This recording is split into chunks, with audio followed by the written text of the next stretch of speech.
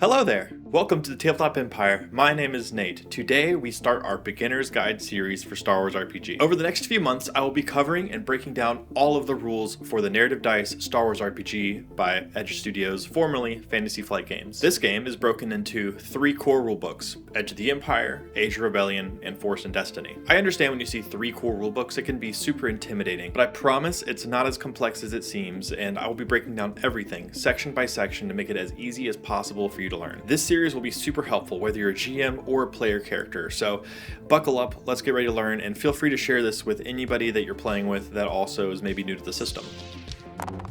For some of you, this may be your first tabletop RPG experience, and maybe you're unsure of what you can expect from this kind of game. The general idea of it is that you have one player, the storyteller, this is the game master or dungeon master, and everybody else are the player characters, which are playing, think of like the main characters of a story, and you all will create a story together. The players make decisions, the GM interprets what happens because of those decisions, and that goes back and forth until at the very end you have a full story. And occasionally there's dice involved where you roll to see if you can be successful at doing something. If you need a full breakdown for tabletop RPG lingo, what it is, all that fun stuff, I have a card up in corner up above. So let's start with the core rulebooks. Let me just clarify that you only need one of them to get started, as they all cover the same core rules. The only difference is the content inside focuses and caters on different settings and stories that can be told within the Star Wars universe. So Edge of the Empire is first. This is your scum and villainy book. It covers everything that you need to tell an awesome story in the Outer Rim with bounty hunters and smugglers and crime bosses, or even just average ordinary citizens. This book will have ships such as the Slave One, the Millennium Falcon. The careers you can play as here include bounty hunters, colonists, explorers, hired guns, smugglers, and technicians. Each of these careers will also have specializations, but we'll be covering that in more detail in a later video. For now, I will be throwing all of these on screen for you, and you can pause and look them over. Next, we have Age of Rebellion. This one's going to be more about the rebellion fighting the Empire, ships that include X-Wings and TIE Fighters and other Rebellion and Empire related ships. Careers in this book include Ace, Commander, Diplomat, Engineer, Soldier, and Spy. And the last book is Force and Destiny, which is centered around the Jedi, the Sith, and the Force. The ships are kind of a mix of what you'd find in the other 2 books, with a few new Jedi-related ships, such as the Jedi Starfighter. Careers include Consular, Guardian, Mystic, Seeker, Sentinel, and Warrior.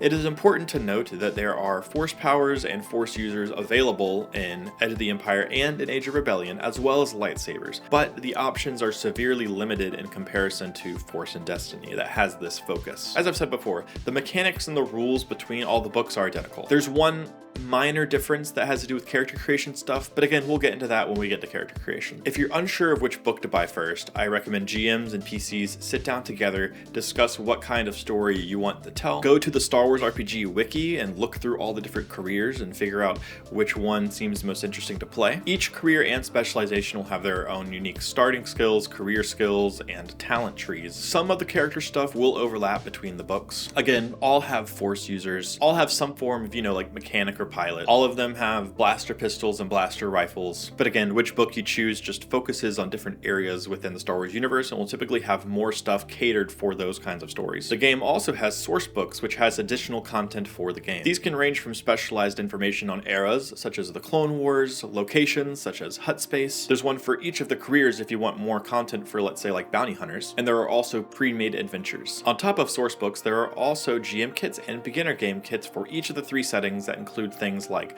dice or GM screens or maps or pre-made adventures and so on and so forth. These are really great if you are just starting out as a player or as a GM in the setting. Now that's just a general overview of the books and their differences, and hopefully it informs you enough that you can make a decision on which book you want to get first. But now it's time to open the book and actually start going through it. But first, if you're still here and you're finding this helpful, do me a favor, blast the like button. It really helps with the engagement of the video and helps other people find this helpful series. But also at any point during this video or during the series as it goes on, if you have any questions, please drop them down below. I will do my best to answer every single person who asks something. And one last thing before we open up the rulebook. And this is a little bit of a disclaimer. This series is not a one-to-one substitute for the rulebook. You can't replace the rulebook with this series. This is simply to just help you understand the game. The books will have more examples, more details, as well as a bunch of gear and ships and stuff that you need to actually be able to play. I will say one bright side, and compared to a game like D&D, in D&D you have to have the Dungeon Master's Guide, the player manual, the monster manual, it's like what, 3 or 4 different books you need to get started. Star Wars RPG condenses all of that into one book. So each of the core rulebooks is a game master's guide, everything the player characters need, adversaries, and a pre-made adventure all built into one book focused on each setting. Okay, so let's hop into chapter 1 of the book. What do you actually need to start playing? Well, you need a game master and player characters, obviously. You need at least one of the core rulebooks. And then if you are playing in person, you will need 1 pack of dice, though really, you kind of need 2. It's kind of annoying, but it is what it is. Now, these are proprietary dice for this game in particular. It can be kind of daunting when you look at them, but don't worry, in the very next video, we're going to completely break it down and make it easy to understand. But the TLDR is that they're called narrative dice, and they are absolutely fantastic once you get the hang of them. If you need to purchase physical dice, you can do them in an online vendor, such as like Amazon or the Asmodee web store. Now, if you're playing with a group virtually, you can use a virtual tabletop to handle all your dice rolling. The most popular free VTT for Star Wars RPG is RPG Sessions, which I actually have a full video breaking down how to set it up, how to use it.